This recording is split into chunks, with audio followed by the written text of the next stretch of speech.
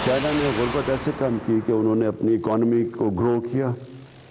जो growth rate जैसी जैसी उनकी बढ़ी तो उन्होंने उस ग्रोथ रेट से लोगों को गुर्बत से निकाला। अगर आपने गुर्बत से लोगों को निकालना है तो जब तक आपकी इकॉनमी ग्रो नहीं करेगी, वेल्थ क्रिएशन नहीं होगी, तो आपके पास किधर से पैसा आएगा नीचे से लोगों को ऊपर उठाने के लिए। चीन और पाकिस्तान ने हर मुश्किल में एक दूसरे का साथ दिया। 70 साल पुराने ताल्लुकात मजीद मजबूत से मजबूत तर हुए। वज़ीर-ए-आज़म इमरान खान का चीनी मीडिया को खुसूसी इंटरव्यू। वज़ीर-ए-आज़म ने कहा कि CPEC ने पाकिस्तान और चीन को करीब किया। चीन के दौरे का मुंतज़िर हूँ। चाहते हैं जिस तरह चीन ने 70 करोड़ लोगों को गुर्बत से निकाला, हम भी पाकिस्तान में लोगों का म्यारे ज़िंदगी बुलंद करें।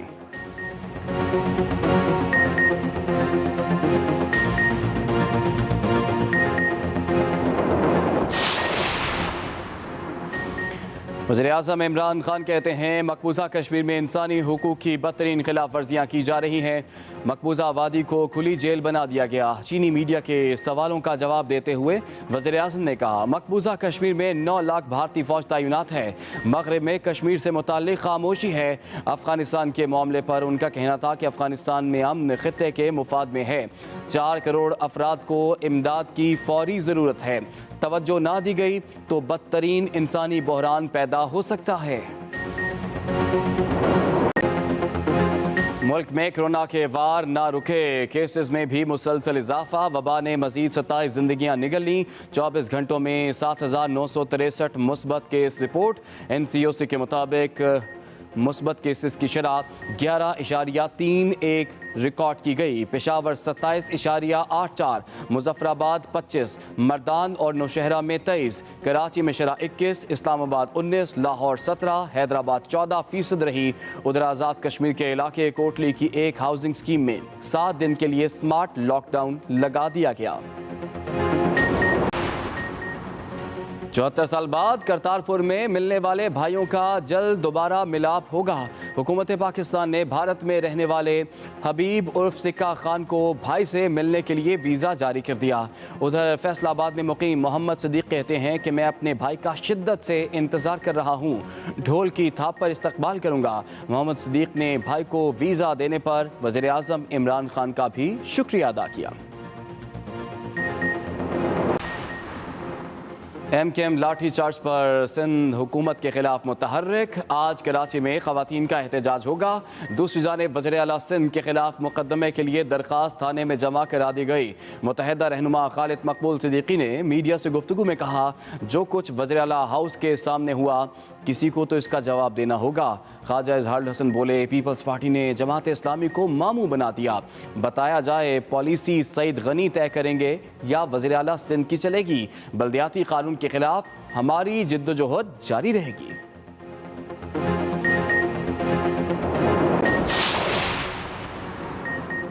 पाक सरजमीन पार्टी का कल कराची में एहतजाज का ऐलान। मुस्तफ़ा कमाल ने कहा हम अवाम के हुकूक के लिए काफ़ी अरसे से जिद्दोजहद कर रहे हैं। कल फवारा चौक पर आखिरी मार्का लड़ेंगे। हम 2001 का बल्दियाती निज़ाम वापस मांग रहे हैं, बातचीत के दरवाजे बंद नहीं किए।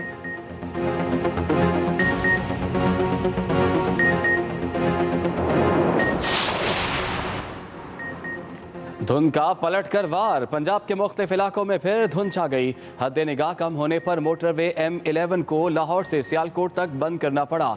मोटरवे M3 को लाहौर से ननकाना और मोटरवे M2 को लाहौर से शेखपुरा तक ट्रैफिक के लिए बंद रखा गया। हद निगाह बेहतर होने के बाद ट्रैफिक बहाल कर दी गई। दूसरी जानिब कराची में एक हफ्ता जारी रहने वाली सर्दी की लहर खत्म हो गई। महकमा मौसमियात के मुताबिक आज से दर्जा हरारत बढ़ना शुरू हो जाएगा।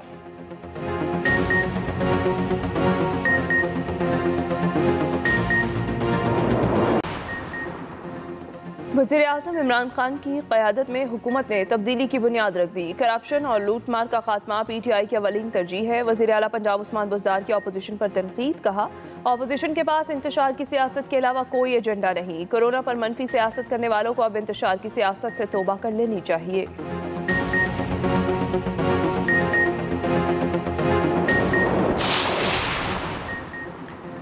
इमरान खान को इक़्तिदार से कोई नहीं निकाल सकता, वो 2023 तक वज़ीर आज़म रहेंगे। गवर्नर पंजाब चौधरी सरवर ने कारकुनों से गुफ्तगू में कहा, सब जानते हैं वज़ीर आज़म इमरान खान किसी से ब्लैकमेल होने वाले नहीं। अपोजिशन जमातें तकसीम हैं, उनके एहतजाजी मार्च भी सियासी मशहूरी के लिए होंगे। अपोजिशन सड़कों पर आने की बजाय इलेक्शन का इंतज़ार करे।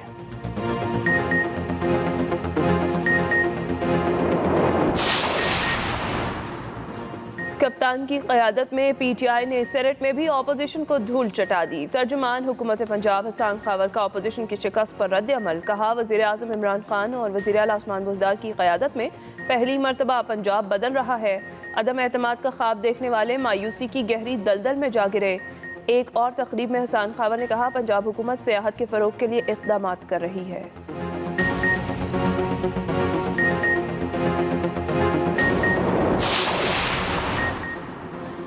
गलत मालूमात के फैलाव से रियासत की सालमियत को ख़तरा है।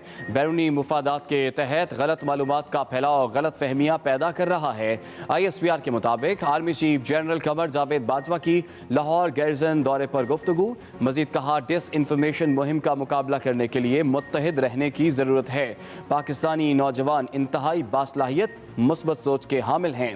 नौजवानों को मौक़े मिलें तो मुल्क को तरक्की खुशहाली की तरफ ले जाएंगे। तवील सेशन के दौरान असातिज़ा तलबा ने कई सवालात किए और बातचीत को मुस्बत करार दिया। आर्मी चीफ का हेडक्वार्टर्स लाहौर कोर का दौरा, फॉर्मेशन के मुख्तलिफ उमूर पर ब्रीफिंग दी गई। मेरे ख्याल में कि हमने सही माने में अपना केस लाहौर बेंच के सामने प्रेजेंट नहीं किया। इंशाल्लाह सुप्रीम कोर्ट में हम अपना सही माने में केस रखेंगे उनके सामने। असल में ये शायद किसी को गलत फहमी है कि ये कोई हाउसिंग सोसाइटीज़ बन रही हैं। ये नया शहर बन रहा है। पहले 1 अरब दरख्त उगाया पख्तूनख्वा में और अब हम 10 अरब सारे पाकिस्तान में दरख्त उगा रहे हैं। 2 करोड़ दरख्त उगाएंगे, यहाँ पूरा जंगल इसके साथ बनेगा। वज़ीर आज़म का रावी रिवर प्रोजेक्ट के खिलाफ फैसले को सुप्रीम कोर्ट में चैलेंज करने का ऐलान। इमरान खान ने कहा, हाई कोर्ट में रावी रिवर प्रोजेक्ट सही तरीके से पेश नहीं किया गया। रावी अर्बन सिटी $20 अरब का मंसूबा है। वज़ीर आज़म इमरान खान का शेखपुरा में रकझोक के मकाम का दौरा। मीडिया से गुफ्तगू में कहा, रावी अर्बन सिटी एक नया शहर बनने जा रहा है। शायद किसी को गलत फहमी है कि हाउसिंग स्कीम बन रही है। इस्लामाबाद के बाद ये दूसरा शहर है जो प्लानिंग से बन रहा है। कोशिश है कराची में भी नया शहर बने।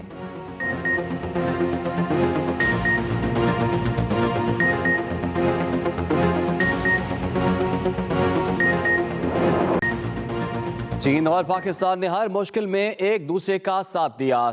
70 साल पुराने ताल्लुकात मजीद मजबूत से मजबूत तर हुए। वज़ीर आज़म इमरान खान का चीनी मीडिया को खुसूसी इंटरव्यू। वज़ीर आज़म इमरान खान ने कहा कि 70 साल पुराने ताल्लुकात मजीद मजबूत से मजबूत तर हुए। वज़ीर आज़म का मजीद कहना था कि CPEC ने पाकिस्तान और चीन को करीब किया। चीन के दौरे का मुंतज़िर हूँ। चीनी मीडिया से वज़ीर आज़म इमरान खान ने गुफ्तगू की और कहा कि चाहते हैं चीन की तरह पाकिस्तान में लोगों का मेयारे ज़िंदगी बुलंद करें। चाइना ने गुर्बत ऐसे कम की कि उन्होंने अपनी इकॉनमी को ग्रो किया। जो ग्रोथ रेट जैसी जैसी उनकी बढ़ी तो उन्होंने उस ग्रोथ रेट से लोगों को गुर्बत से निकाला। अगर आपने गुर्बत से लोगों को निकालना है तो जब तक आपकी इकॉनमी ग्रो नहीं करेगी, वेल्थ क्रिएशन नहीं होगी, तो आपके पास किधर से पैसा आएगा नीचे से लोगों को ऊपर उठाने के लिए। तो चाइना ने यही किया कि उन्होंने अपनी इकॉनमी के ऊपर तवज्जो दी, लेकिन ग्रोथ को फिर जब उनकी दौलत बढ़ी तो उन्होंने ये नहीं किया कि वो थोड़े से लोगों के पास पैसा चला गया फिर उन्होंने वो नीचे दिया। तो हमारी भी यही कोशिश है कि जब हम जियो इकोनॉमिक्स की बात करते हैं तो हमारा मकसद ही ये है कि अब जोर हमने देना है अपनी इकॉनमी को बढ़ाने के लिए।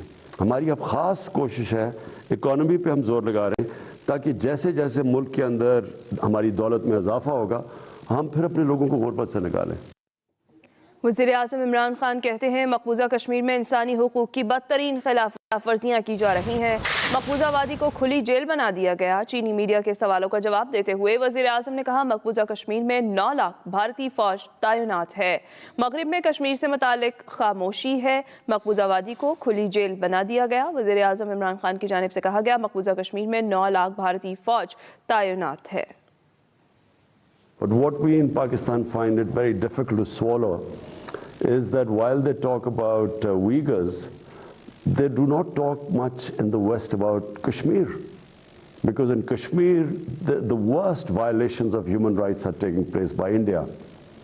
And somehow there is selective silence about human rights in Kashmir, where there's something like 9 million people who are, really basically living in the worst conditions in almost an open prison by these 800,000 Indian troops. So we find it very difficult that while on one side they talk about Xinjiang, but on the other hand there is the silence about Kashmir is deafening for us. And now after 20 years, if everyone abandons Afghanistan, the situation, number one, the people of Afghanistan, and I'm talking about almost 40 million of people of Afghanistan, they are going to, you could see the worst humanitarian crisis there. But on top of it, if there is chaos in Afghanistan, then it's possible that the same conditions are created which were created 20 years ago when the US invaded Afghanistan. Same thing could happen again if there is chaos. So what should happen is that the international community should just think of the 40 million Afghan human beings there.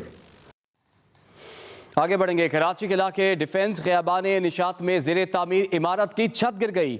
एक मजदूर जाँ बहक। Rescue टीमों ने 2 अफराद को मलबे तले से निकालकर अस्पताल मुंतकिल कर दिया है। पुलिस का कहना है इब्तदाई मालूमात के मुताबिक 10 से ज़ायद अफराद मलबे तले दब गए। रेस्क्यू टीमें इमदादी कार्रवाइयों में मसरूफ़ हैं। कराची का इलाका है डिफेंस, जहाँ पर ज़ेरे तामीर इमारत की छत गिर गई और एक मजदूर इस वाक़े में जाँ बहक हुआ है। रेस्क्यू टीमों ने 2 अफराद को मलबे से निकालकर अस्पताल मुंतकिल कर दिया है। पुलिस का यह कहना है कि इब्तदाई मालूमात के मुताबिक 10 से ज़ायद अफराद मलबे तले दब गए। रेस्क्यू टीमें इमदादी कार्रवाइयों में इस वक्त मसरूफ़ हैं। हैवी मशीनरी की मदद से इमदादी सरगर्मियाँ जारी रखे हुए हैं। कराची में ये वाक़या पेश आया है। कराची का इलाका है डिफेंस ख़ियाबाने निशात, जहाँ पर एक ज़ेरे तामीर इमारत है जिसकी छत गिरी है।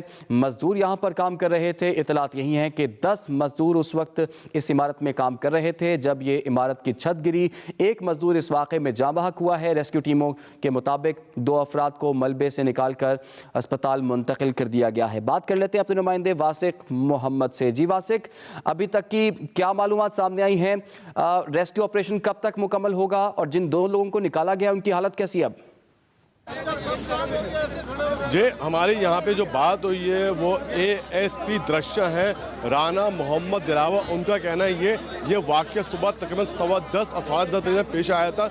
ये अंडर कंस्ट्रक्शन एक बिल्डिंग थी जो ग्राउंड प्लस 4 मंजिला बननी थी। अभी उसके फर्स्ट फ्लोर की जो है भराई शुरू हुई थी कि वो अचानक जो है वो ज़मीन बोझ हो गई, जिसके नीचे मलबे तले दबके तो आज 6 से 7 अफराद जो है वो ज़ख्मी हुए। पर अब तक जो है एक बॉडी निकाली जा चुकी है, एक शख्स जाँ बहक और तकरीबन 30 से ज़ायद अफराद को निकाल के जो है अस्पताल शिफ्ट कर दिया गया। जो अफराद जाँ बहक और ज़ख्मी हुए वो तमाम के तमाम अफराद जो है वो यहाँ पे बिल्डिंग के अंदर जो है मजदूर काम कर रहे थे, वो लोग हैं। और यहाँ पे ये रिहायशी इमारत है, ये डिफेंस फेज 6 है। ख़ियाबाने निशात के ऊपर ये वाक़या पेश आया है। जो जाँ बहक और ज़ख्मी हैं उनकी अब तक इब्तदाई तौर पर शनाख्त नहीं हो सकी और बताया जाता है जिस पर भराई का काम चल रहा था उस वक्त ठेकेदार भी यहाँ मौजूद था। शुबह है कि इस वाक़े में जो है ठेकेदार भी ज़ख्मी हुआ है और अब तक उसकी तलाश जारी है। आप देख सकते हैं मेरे अकब के अंदर हमारा कैमरामैन दिखाया मशीनरी की, ये हैवी मशीनरी के ज़रिए जो काम किया जा रहा है। हमारे उमैर अली शाह जो है दिखाएंगे आप। ये हैवी मशीनरी के ज़रिए जो है ये जो सरिये थे वो निकाल लिए गए हैं और उनको जो है जो अब तक इतला यही है कि एक शख्स जो है जहाँ बहक हुआ है और तकरीबन 3 से ज़ायद अफराद जो है ज़ख्मी हैं। जी।